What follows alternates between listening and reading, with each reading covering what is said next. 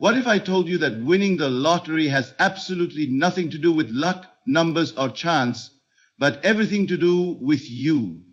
Yes, you, because you are the only winner, not by fate, but by awareness. I remember the moment I first tested this for myself. I sat quietly in my room, closed my eyes, and felt the crumpled texture of a lottery ticket in my hand. Not a blank one, but one with the winning numbers already printed. I heard a voice congratulate me. I saw my family's face light up. The world outside had not changed yet, but within me, the event had already happened. I did not hope. I did not wish. I accepted. And so I say to you, the greatest lottery secret no one will ever tell you is this: you are not trying to win. You are the winner already. The moment you believe it and live from that belief, the world responds. You don't attract money. You don't beg for fortune. You reveal it by aligning your inner world with the scene of victory. That is the law. The instant you feel yourself in possession of the jackpot, it is yours. Don't wait for the draw. Don't think of the numbers. Instead, live from the reality that it is done. Speak as one who has already won. Act as one who is already free. Your senses may deny it, but persist in the assumption. Your inner state creates the outer result. Your subconscious is the vault of your beliefs. It does not reason or argue. It simply accepts what is impressed upon it with emotion and repetition. If you believe money is scarce or the lottery is impossible, that becomes your truth. But you saturate your mind with images, feelings, and inner conversations of winning. You will rewrite the script. You will walk in alignment with the prize before it ever arrives. Winning is not something you wish for, it is something you assume.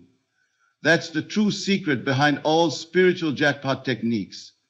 When you dwell in the state of already having won, the bridge of incidents begins to unfold. You will be moved through people, opportunities, and actions you could not predict. But all of it was set in motion by your inner assumption. Feel it real. This is the secret vibration of winning. Not hope, not effort, feeling. When you go to sleep, feel the softness of new clothes bought with your winnings. Smell the leather of a new car. Laugh with the joy of knowing your debts are paid. The body reacts to feeling. The subconscious responds to emotion. When you feel something as real, it becomes real. See it, play it, experience it again and again. Every day, rehearse your lottery win mentally, as if you're watching a scene in a play. Hear your name announced, see the headline with your face, touch the check. This mental discipline becomes a spiritual blueprint which your world must eventually mirror. The past does not matter unless you keep dragging it forward. If you've lost before, revise it. Rewrite the story in your mind. Say, that loss was preparation. Now I know better. Speak to your old self with grace and step into the identity of a winner. Every mental revision changes your inner frequency, and your outer fortune must follow. Abundance is not in numbers, it's in knowing. When you embody wealth in your spirit, you radiate certainty. That vibration speaks louder than words. It's not about manifesting the winning numbers. It's about embodying the energy of wealth so completely that winning is inevitable.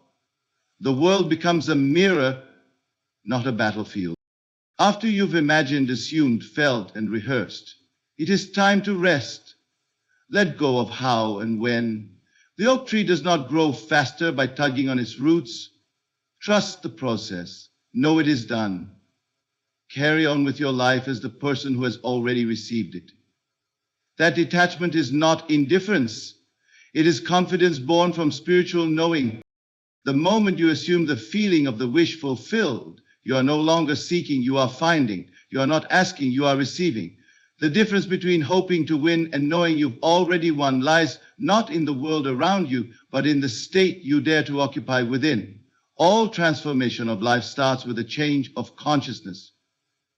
And consciousness is nothing more than the sum total of all you accept as true of yourself.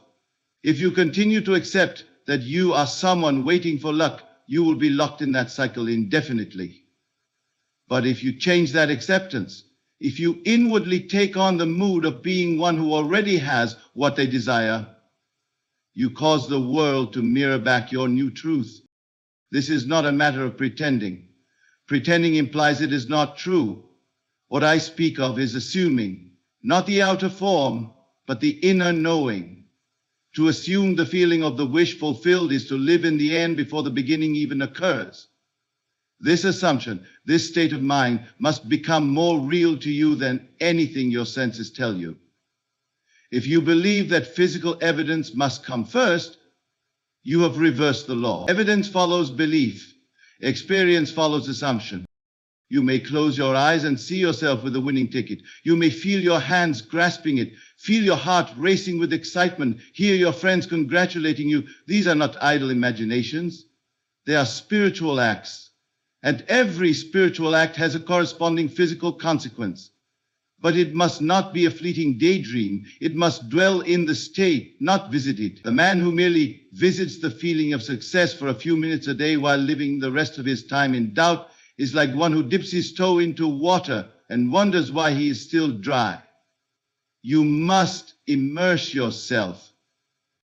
It is important to understand that this assumption must feel natural. That is why I speak of feeling. Thought alone does not produce transformation. Thought accompanied by the emotional conviction of reality does. When you assume the feeling of already having, the body and mind respond as if it were true. And because the subconscious mind accepts feeling as fact, it begins to shape your actions, your perceptions, and even the opportunities that arise around you. You begin to act in ways you could not plan. You meet people you never expected, and conditions begin to bend in your favor, not because of external control, but because of internal alignment. When one assumes the feeling of being a lottery winner, they do not walk around in desperation. They do not search for signs. They simply exist in quiet confidence. They no longer check the odds because they know the outcome. The world no longer dictates their emotion dictates what they see in the world. They operate from the premise that it is already done, and that premise determines every next step. Now let me be clear. This is not to be confused with arrogance or illusion. It is not claiming to have what one doesn't, but claiming the identity of the one who naturally possesses it. You are not saying, I want to be rich. You are saying, I am one who is rich. This difference may appear subtle, but it is the axis on which the entire law turns. One keeps you in longing, the other places you in fulfillment. You do not wait for permission, you give it to yourself. The world will try to convince you to wait for the numbers, the evidence, the announcement, but none of that matters to the one who has already moved inwardly. The act of assumption is the act of creation. When you walk, talk, sleep, and breathe in the energy of what you desire, you are causing the seed to root. The outer result is simply harvest time. Each night, before sleep, assume it again. Let your last thought be the feeling of having, not hoping, not yearning, but truly having. If you can fall asleep in that state, you water the seed in the most fertile soil. For it is in the depth of unconsciousness that the subconscious is most impressionable. What you take to sleep is what you plant. And what you plant, you shall surely reap. Many people ask, but how will it happen? What if I don't win? That very question exposes the absence of assumption. You see, the one who truly assumes never asks how. They already are. They don't consult reason. They don't debate probability. They simply live as if it's true. And because they live that way, they are guided to places, people, and ideas they could never engineer through effort. The assumption becomes the path maker. This is the mystery that has worked for centuries under different names. But the principle remains unchanging. What you feel to be true becomes true for you. Not by force, but by law. You become what you assume you are. And assumption is not a passive thought. It is a felt experience. It is inner knowing dressed in feeling. If you want to win the lottery, do not chase the ticket.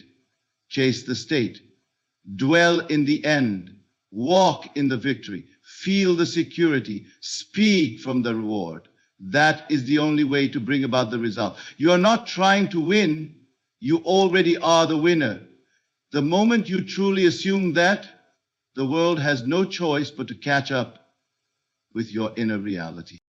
All that you are experiencing in your external world is nothing but the outpicturing of your internal assumptions. And these assumptions are not conscious thoughts alone. They are deeply rooted patterns embedded in the subconscious mind.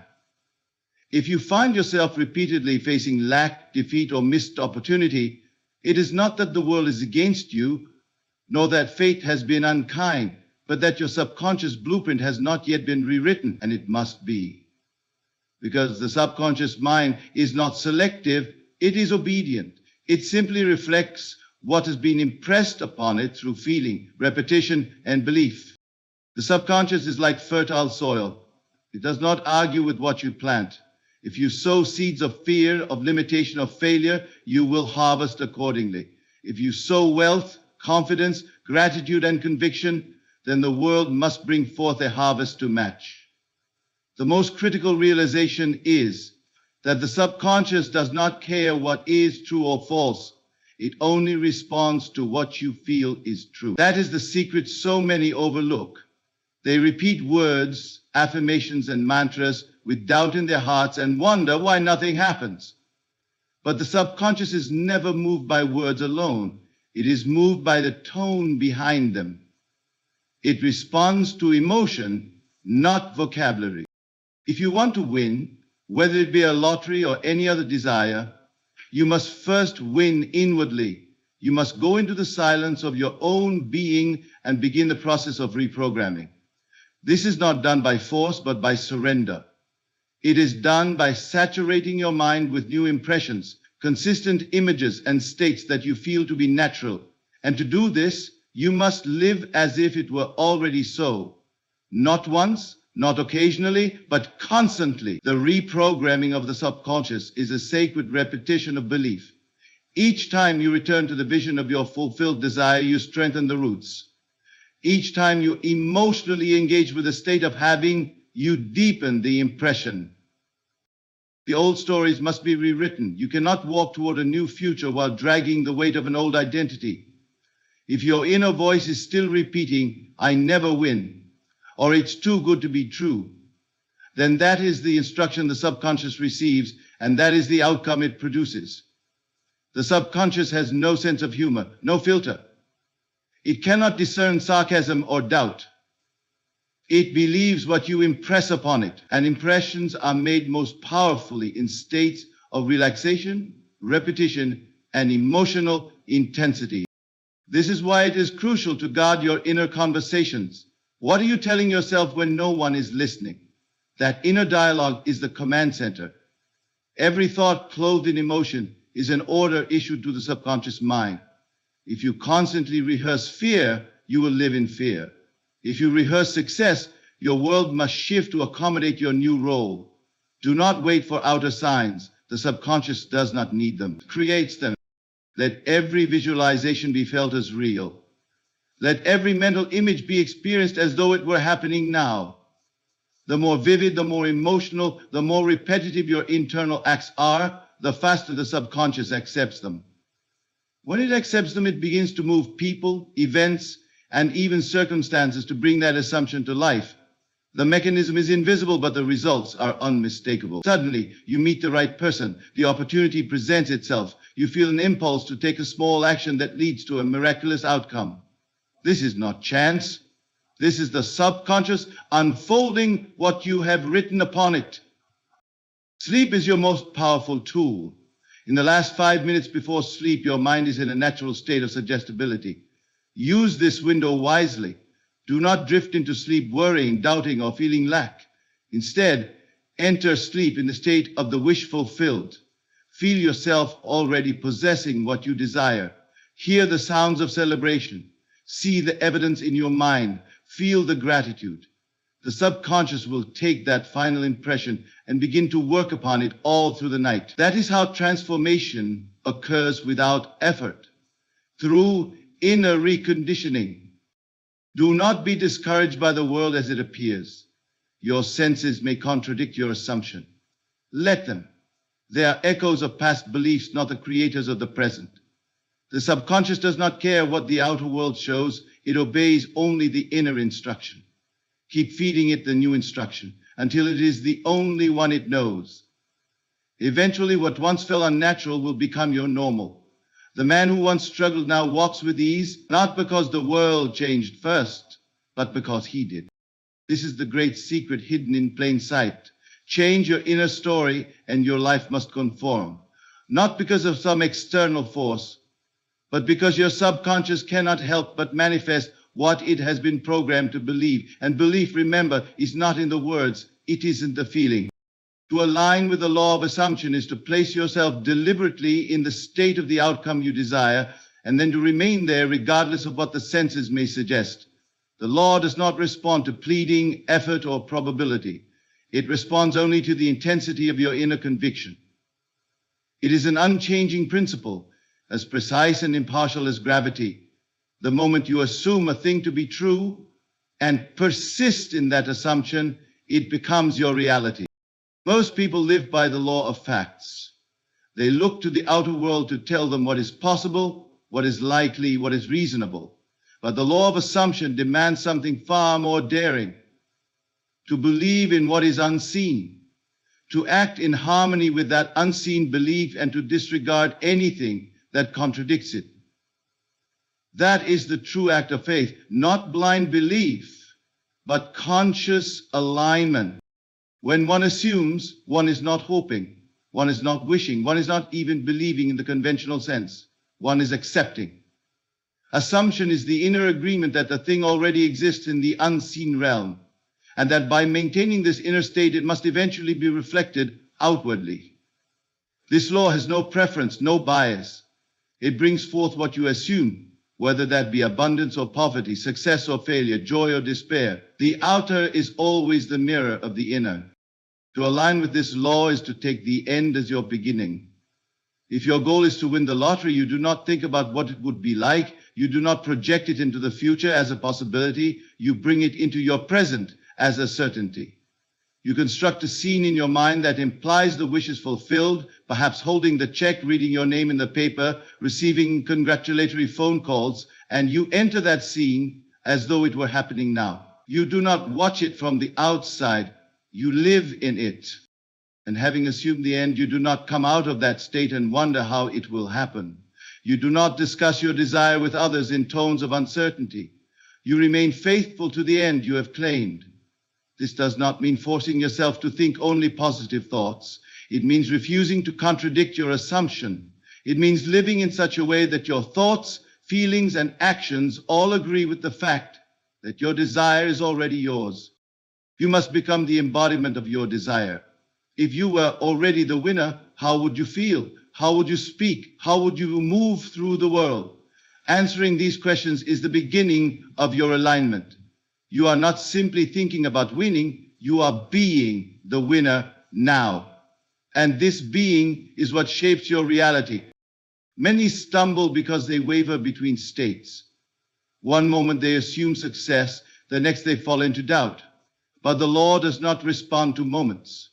It responds to the dominant state. The state you return to again and again is the one that manifests. So the task is not to force results, but to anchor yourself in the state of the wish fulfilled until it becomes your natural dwelling place. The outer world will often lag behind the inner assumption. This is not a failure of the law, it is its perfection. Just as a seed needs time to break through the soil, so too does the assumed state require time to externalize. During this period, you must not be swayed by appearances. The storm may rage outside, but if your inner world is still, you will see the results in due season. Some ask, but how can I assume something that seems so far from my current reality? The answer is simple, through imagination. Imagination is the workshop of creation. It allows you to leave behind the facts of life and into the realm of truth. And the truth is what you accept as real within you. The law of assumption does not wait for conditions to be perfect. It creates the conditions. What you dare to imagine and what you persist in imagining must harden into fact. You need not manipulate anything in the external world. You need not predict how the money will come or when the news will break. That is not your concern. Your only concern is your inner alignment. Are you dwelling in the end? Are you assuming it is done? If so, the unseen forces are already moving in your favor. People, places, and events will arrange themselves as though by magic. But it is not magic, it is law. Living by the law of assumption means walking by inner sight. It means placing your faith not in what the eye sees, but in what the soul knows. It means knowing that every outer condition is the shadow of a former assumption, and that you have the power to create new shadows by changing your state today. This is not about fantasy. It is about principle. You are not escaping reality, you are creating it. You are not avoiding truth, you are shaping it from within. And the moment you commit to the assumption, the law begins its work. It may not appear overnight, it may not come in the form you expect, but it will come. And when it does, it will feel so natural, so inevitable, that you will scarcely remember a time when it was not yours. Feeling is the one and only access point to manifestation. What you do not feel, you do not create. You may think it, you may speak it, you may even write it down 1,000 times, but unless it is felt to be true, it remains but a shadow of a possibility. The world responds to your inner conviction, not your outer performance.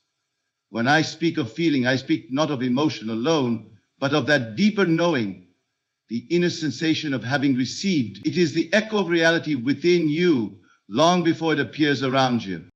To feel something real is to enter the state where the wish is no longer a desire, but a possession. And that possession is not measured in bank accounts or certificates, but in the quiet assurance that the thing is already yours. This is not something one waits for, it is something one becomes. The moment you feel yourself in the experience, you move beyond the hope of it and into the fact of it. You have assumed the tone of fulfillment, and that tone is what the universe obeys. You must begin with a scene, one that implies your desire is already fulfilled, but more important than the visual details is the emotion it evokes. A man can visualize all day long and never manifest if he does not feel. The image must move you, it must create a shift inside. The feeling is the seed, the image is the soil. Together they make the act creative. See yourself holding the check, yes, but more so, feel the texture of it. Feel the shock of victory, the disbelief turning into gratitude. Hear the tone of the congratulatory phone call, not with your ears, but with your imagination. Let it become so real inside you that the outer world becomes a pale comparison. This feeling must be natural. Do not try to force excitement or joy.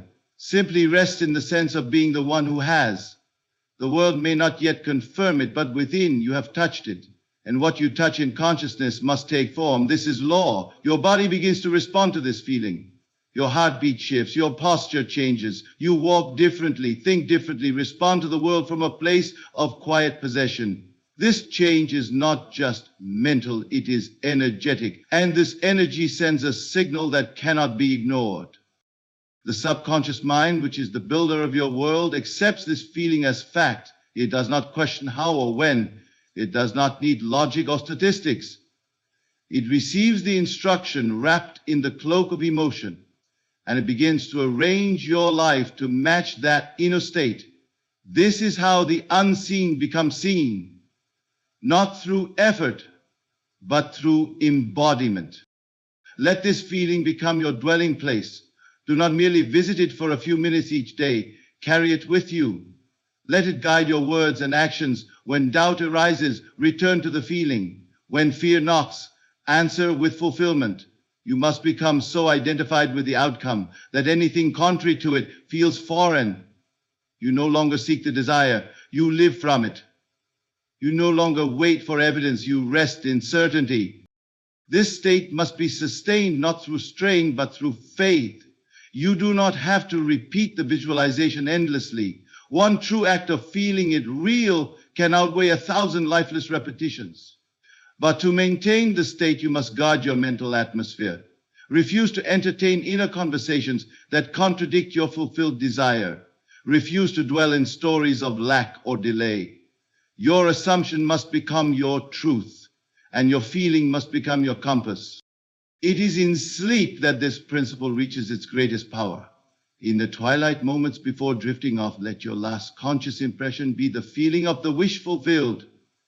Let the vision play softly in your mind, not as a fantasy, but as a memory. Let gratitude well up in your chest, not for what will happen, but for what already has happened in the unseen. The subconscious, open and receptive in that moment, receives the feeling as fact and begins the process of material. People often ask, but how long do I need to do this? The answer is simple, until it feels natural. When the state of having becomes more natural than the state of wanting, manifestation is near. You will know you are close, not when you feel desperate, but when you feel calm. Not when you chase signs, but when you lose the need for them. That is the fruit of true assumption. That is the evidence of feeling it real. You are not begging reality to change. You are not hoping to be chosen. You are not waiting for permission. You are assuming the highest truth of yourself and stepping into that version now. This is not arrogance. It is alignment. It is the honoring of your divine creative power. When you feel something deeply and consistently, the outer world must bow to that feeling. It must organize itself to reflect your inner tone. The feeling is the secret language that life understands. Speak in it fluently, trust it fully, live in it daily, and you will see that what once felt impossible is now inevitable. Not by struggle, but by assumption. Not by chasing, but by being. The world you see around you is not built from effort alone. It is molded by imagination. The one who understands the art of mental rehearsal understands the process by which the unseen becomes seen. Everything that appears in your physical environment was first born in the womb of thought, cultivated in the realm of imagination, and brought into form by persistent feeling. Mental rehearsal is not mere fantasy. It is spiritual practice. It is the deliberate repetition of an inner scene until it takes on the tones of reality and becomes more alive than the world around you. To mentally rehearse is to return again and again to the scene of fulfillment, to inhabit that state with such richness that the mind and body accept it as truth.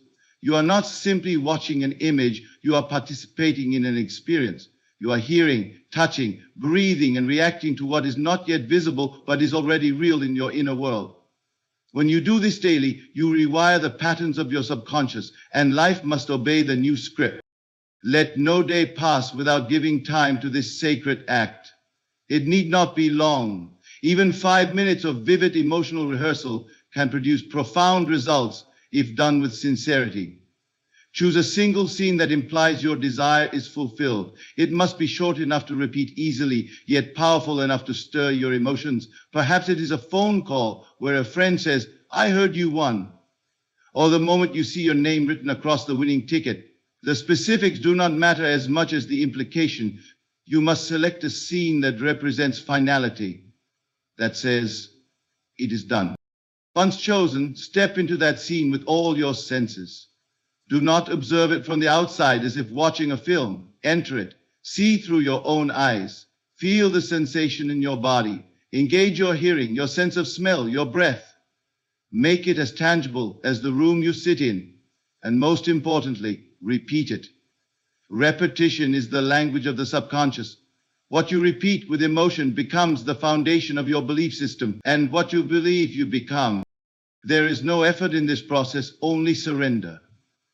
Do not try to force images or feelings. Instead, relax into the scene. Allow it to unfold naturally, like a memory. The subconscious responds not to force, but to faith. The more you practice, the more natural it becomes. Soon you will find that the scene rises spontaneously throughout your day without effort. That is the sign it has been accepted. That is when it begins to work. Mental rehearsal is not limited to one moment. You may carry it with you in every idle moment, while waiting in line, walking, resting, just before sleep. Let your mind return to the scene, not as a duty, but as a delight. Let it become a place you love to visit until it no longer feels like a visit, but a home. When your inner world becomes more familiar than your outer condition, the transformation is near. There may be days when doubt arises, when the evidence of your senses screams the opposite of what you rehearse. In those moments, return to the scene with even more conviction.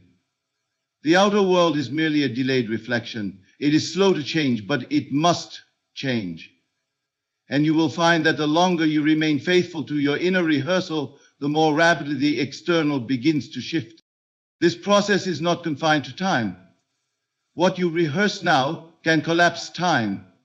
It can bypass years of labor and logic, because imagination is not limited by the laws of the world. It is the law itself in motion. The feeling you generate in your inner scene creates the vibration to which the world responds. You are drawing into your experience not just an outcome, but a frequency. The frequency of winning, of ease, of abundance. You must protect this inner movie. Do not dilute it with conflicting scenes of worry or fear. If you must rehearse anything, rehearse success, rehearse joy, rehearse the aftermath of answered prayer. Speak to yourself as though it has already happened. Walk as though the world has already responded. This is not delusion. It is direction. You are setting the tone, and the world is the echo. Even if nothing seems to change at first, persist. The world is only catching up to your new identity. Every time you rehearse your scene, you are building a bridge. You may not know what event will take you across, but the bridge is forming. One idea, one call, one encounter is all it takes, and it is already moving toward you the moment you begin to feel it as real. So rehearse daily, make it sacred, not as a task, but as a return to truth. The truth that your desire already exists, and your inner world is its birthplace. The lottery ticket, the bank account, the announcement. They are shadows of the scene you build in your imagination. Tend to that scene with love and let the world mirror it perfect time. There is no such thing as a neutral belief. Every belief is creative. Every belief is a silent command spoken to the subconscious, which faithfully shapes your outer world in its image. When it comes to money, most individuals are not limited by opportunity, environment, or education. They are limited by an unseen barrier built within the corridors of their own minds. These are the limiting beliefs they hold about money, and until those are revised, no technique, no method, no effort can permanently shift their experience. Your experience with money is not the result of chance, nor is it the result of hard labor alone. It is the outer crystallization of your internal relationship with wealth. If you believe, even unconsciously, that money is scarce, that it is difficult to obtain, or that it requires suffering to earn, then those beliefs will form the filter through which all your financial experiences must pass. Even the most promising opportunity will slip through your fingers if your beliefs are not aligned with the outcome you desire. To revise your beliefs is not to lie to yourself, it is to recognize that what you previously accepted as truth was never the truth. It was simply an agreement you made with a story. And because you agreed with that story, it became your reality. Now you are invited to form a new agreement, to write a new script, one that honors abundance, ease, and rightful inheritance.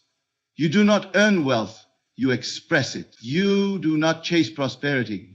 You reveal it by aligning your mind with its presence. Begin by observing the voices within. What do you tell yourself when a bill arrives? What do you feel when you see others prosper? Do you celebrate their wealth, or does envy rise up? These reactions are not superficial. They are windows into the deeper beliefs you carry about money. You may say you want to win the lottery, but if a deeper voice insists that wealth is evil, temporary, or dangerous, that voice will always override your conscious wish. So you must go back, not to your circumstances, but to your assumptions. Trace the root of your belief. Perhaps it was something you heard as a child. Money doesn't grow on trees. We can't afford that. Rich people are greedy. These phrases, often repeated by well-meaning guardians, settle into the subconscious as commands. You begin to shape your life not by what you want, but by what you were told to fear. The task is not to blame, but to awaken.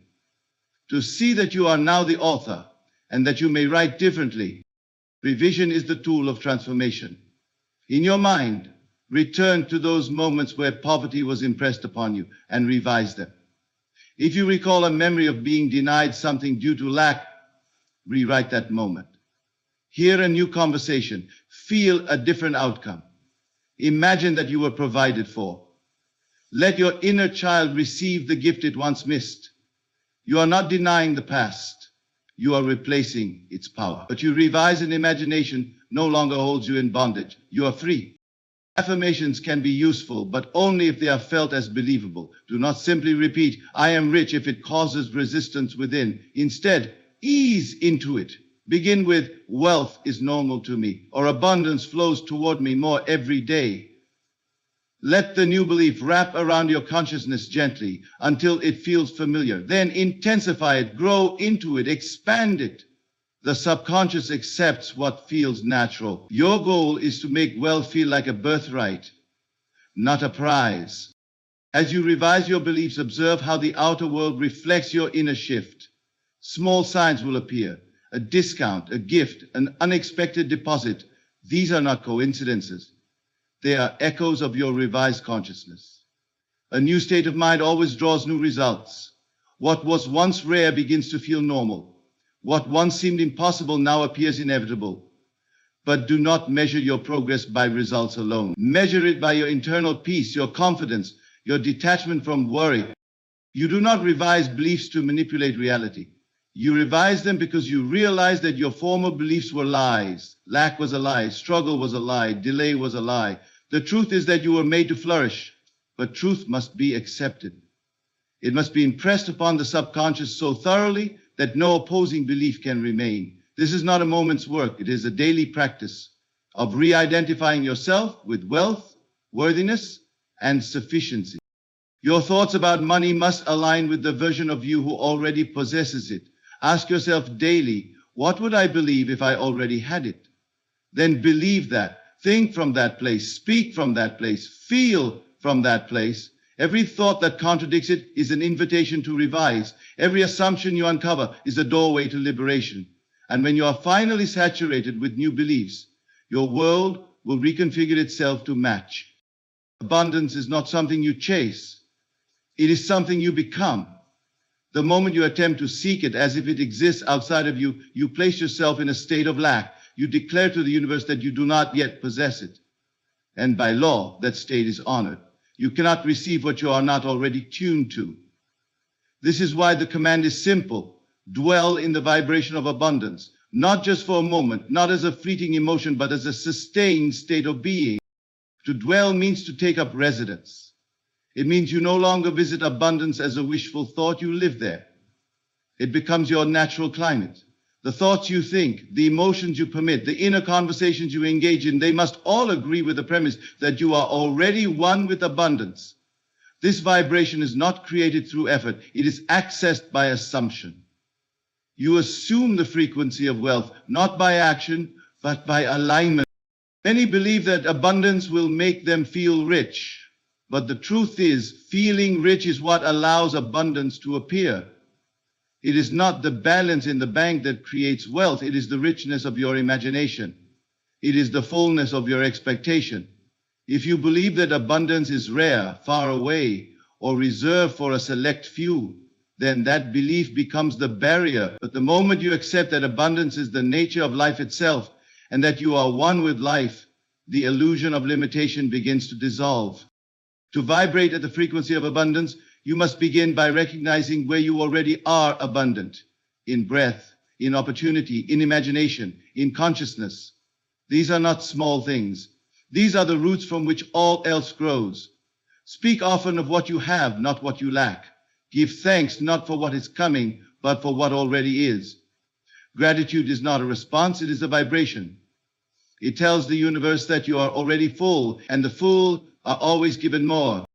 This vibration must be felt. It is not enough to declare it with words. The feeling is the power. Feel what it is like to be secure, supported, overflowing. Let the emotional tone of abundance rise within you until it spills over into every area of your life. You will know you have reached this state when you no longer measure your success by results, but by your inner state. When you feel rich without needing proof, you have touched the essence of creative power. Do not confuse abundance with extravagance. The vibration of abundance is not based on how much you own, but on how completely you feel supported by life. A man may walk through a simple home and feel like a king. Another may sit in a palace and feel empty. It is not the outer form, it is the inner frequency. Abundance is the freedom to think generously, to love freely, to give without fear of loss. These are the marks of the abundant soul. To dwell in this vibration, you must become aware of your habitual emotional states. What are you rehearsing daily? Are you rehearsing fear or joy, doubt or expectation? Every time you return to a mood, you strengthen it. The mood of abundance must be practiced until it becomes natural. You can begin this practice in stillness. Close your eyes and imagine yourself surrounded by evidence of abundance. Hear words of appreciation. Feel the warmth of generosity. Witness the fruits of prosperity. Stay in that scene until you believe it. Then carry that feeling with you into the day. You may find that the world offers contradictions. Bills arrive, delays occur, but these are not indicators of reality. They are reflections of old vibrations still playing out. Do not be shaken. Return to your center. Speak from the place of abundance. Feel from the place of abundance. Act from the place of abundance. That state is creative. It will mold the world in time. Let your words be rich. Let your thoughts be generous. Let your actions be confident. The man who vibrates wealth does not wait for signs. He gives them. He walks as though nothing is missing. He speaks as though the deal is already done. He gives as though he cannot run out. And in doing so, he proves the law. What you embody, you attract. You are not becoming abundant. You are remembering that you already are. You were born from a source that knows no lack. And though you may have forgotten this truth in the noise of the world, the moment you return to it within, life begins to respond. It brings you people, opportunities, and circumstances that mirror your internal shift. And what once felt far away now becomes a natural extension of who you are. There is a moment in every conscious creator's journey when action ceases and trust begins.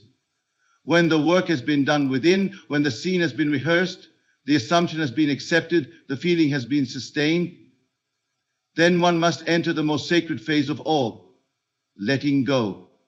Not letting go of the desire, but letting go of the how, the when, and the compulsion to interfere. It is here in the unseen that the real work is completed. To let go is not to abandon your dream. It is to release the tension that binds you to doubt. You must understand that the invisible world is the origin of all things. Every form, every result, every outcome you have ever experienced was born first in the invisible. Your thoughts, your emotions, your assumptions, they all dwell in this unseen realm. And from this realm, creation takes its cue. The seed is not seen once it is planted. You do not dig it up daily to check its progress. You water it, you tend the soil, and you wait in faith. This is what it means to trust the invisible. Letting go is the evidence that you have truly received. When one knows they are already the winner, they do not check constantly for updates. They rest in the confidence of the outcome. That rest is power. It is creative stillness. It is not passive resignation. It is energetic alignment. You are no longer chasing, you are magnetizing.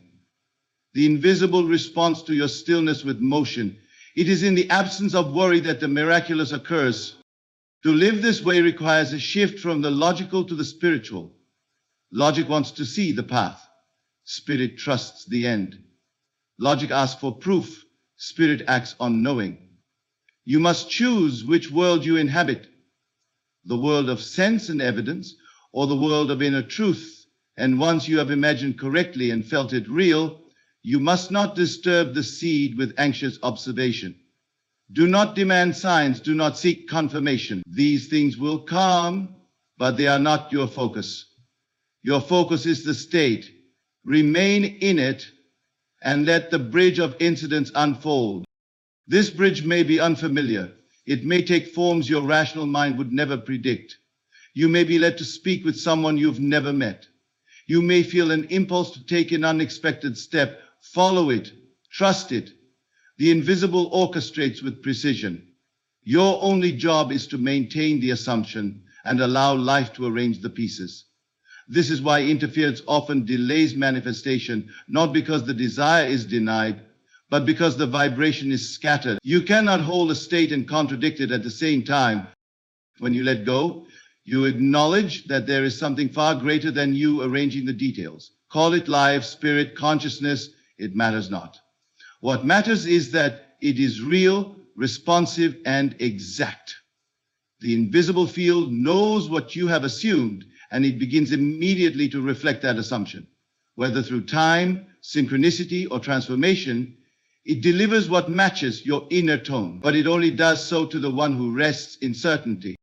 Certainty is not loud. It is not dramatic. It does not chase.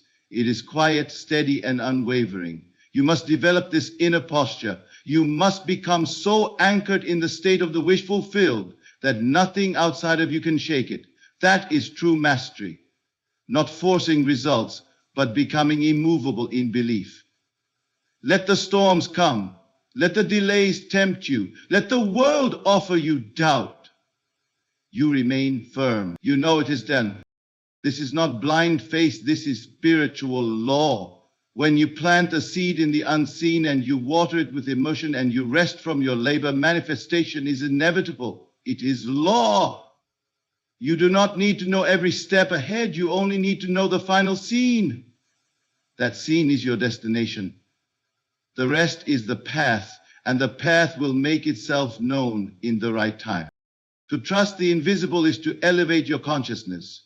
It is to declare that your inner world is more powerful than the outer, that your assumption is more real than appearance, that your feeling is the fact. And when you truly believe that, you walk differently, you speak differently.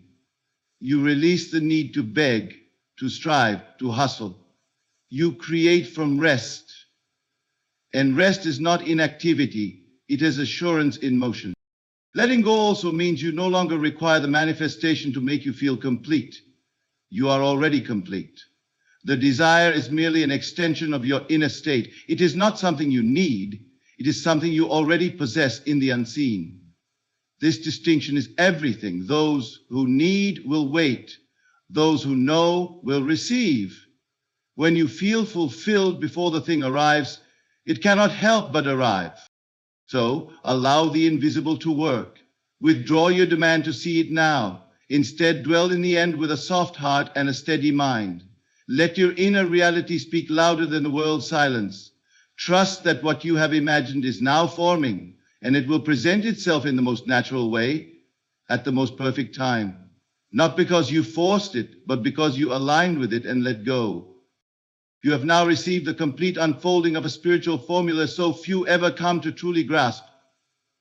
What began as a wish to win the lottery has now been transformed into something far greater. A revelation of your divine ability to assume, to feel, to believe, and to become. The secret was never in the numbers. The secret was never locked in probability. It was hidden within you, patiently waiting for recognition. You are not just a participant in this life. You are the cause of it. The moment you assume the feeling of the wish fulfilled, you step out of limitation and into creation. The subconscious was never against you. It has only mirrored the vibration you lived in. And now, through reprogramming, mental rehearsal, inner revision, and unwavering feeling, you have been given the tools to change the mirror entirely. The law of assumption is no longer a concept to consider, but a path to walk. The vibration of abundance is no longer an idea, but a state you can now dwell in with confidence and ease. And most importantly, you've come to understand that once you have done the inner work, the only thing left to do is rest in the knowing and trust the invisible to deliver. You do not need to chase. You do not need to struggle. You need only to live from the end as the one who has already received. This is not fiction. It is law. You are the winner, not because you competed or were chosen, but because you chose yourself. You assumed the identity, you felt the outcome, and you surrendered the outcome to the unseen hand that never fails. Let this truth settle into you. It is already done. You don't become a winner. You remember that you are one.